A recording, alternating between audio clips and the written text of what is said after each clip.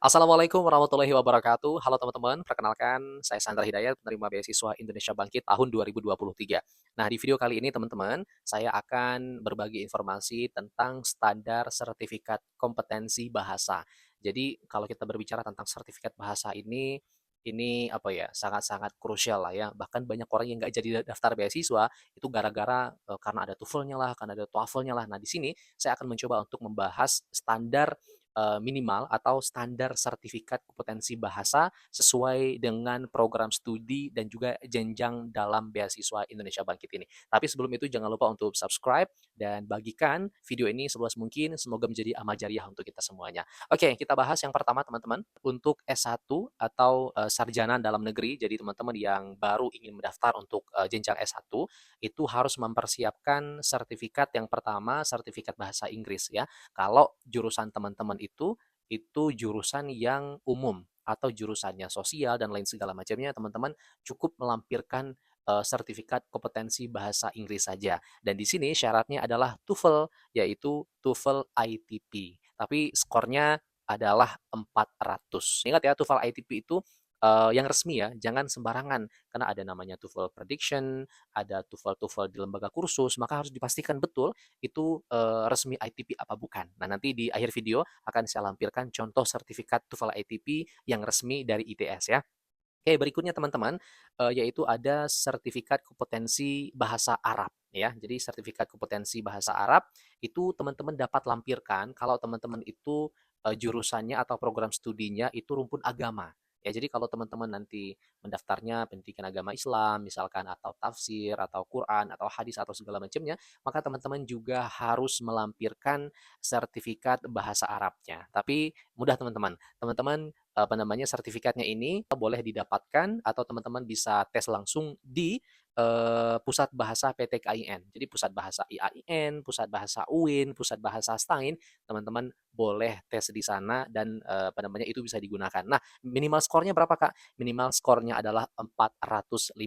Begitupun dengan bahasa Inggris. Jadi kalau teman-teman rasa-rasanya memang susah nih atau belum punya sertifikat TOEFL ITP, teman-teman juga bisa menggunakan sertifikat bahasa Inggris dari Pusat Bahasa PTKIN. Skornya sama, sama-sama 450 ya. Jadi ada yang bilang, Kak, bagusnya ngelampirkan satu atau dua. Kalau memang jurusan teman-teman itu adalah umum, ya adalah sosial, yang bukan rumpun agama, teman-teman boleh lampirkan satu saja. Begitupun sebaliknya, ada yang bilang juga kalau jurusannya agama cukup TOEFL-nya saja, bahasa Arabnya saja. Tapi saran saya teman-teman, lebih baik lampirkan kedua-duanya.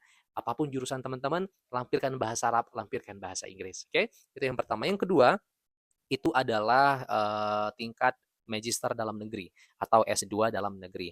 Nah, syaratnya adalah kalau TOEFL ya sertifikat bahasa Inggris sama ya teman-teman ya. Kalau jurusan teman-teman itu apa namanya bukan rumpun agama, teman-teman melampirkan sertifikat bahasa Inggris atau TOEFL ITP. Ingat ya, TOEFL ITP. Beda dengan S1. Kalau S1 kita boleh pakai sertifikat bahasa Inggris dari Pusat Bahasa PTKIN. Tapi untuk S2 itu nggak bisa teman-teman. Kalau bahasa Inggris wajib pakai TOEFL ITP ya. Nah, kalau nanti misalkan teman-teman itu daftarnya tujuan program studinya adalah rumpun agama, teman-teman bisa menggunakan sertifikat kompetensi bahasa Arab dari Pusat Bahasa PTKIN. Nah, tadi saya lupa ya, kalau untuk TOEFL ITP S2 itu standar minimal skornya adalah 450. Sementara untuk sertifikat bahasa Arabnya dari Pusat Bahasa PTKIN itu minimal skornya adalah 500 ya. Sama dengan S1 tadi, kira-kira kita cukup lampirkan satu atau dua, Kak? Saran saya teman-teman kalau bisa lampirkan keduanya. Tapi kalau memang cuma punya satu, sesuai dengan rumpun apa namanya rumpun studi program studinya, rumpun agama lampirkan TOEFL, kalau rumpun sosial atau yang bukan agama boleh lampirkan sertifikat bahasa Inggrisnya saja. Tapi tetap saran saya lampirkan kedua-duanya ya. Itu yang kedua. Nah, berikutnya teman-teman adalah untuk magister luar negeri atau S2 di luar negeri. Nah, itu ada beberapa ya. Yang pertama itu adalah TOEFL ITP. Ya, TOEFL ITP ini minimal skornya untuk S2 luar negeri adalah 500 ya TOEFL ITP. Tapi kalau saya punya TOEFL IBT bisa Kak? Bisa juga. Nah, kalau untuk TOEFL IBT teman-teman skornya cukup 75.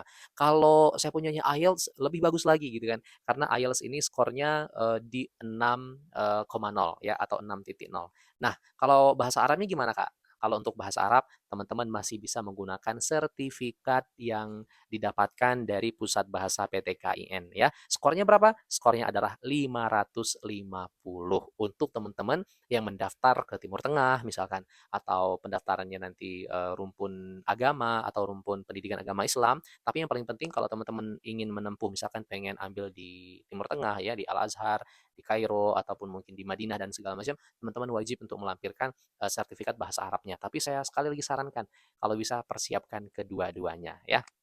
Oke, berikutnya teman-teman adalah doktor. Nah, kalau untuk dokter ini semakin tinggi ya. Kalau untuk dokter itu sertifikat TOEFL ITP-nya adalah minimal 500 ya, minimal 500. Sementara untuk kompetensi bahasa Arabnya atau sertifikat bahasa Arabnya yaitu 550 dan teman-teman bisa pakai sertifikat bahasa Arab dari Pusat Bahasa PTKIN.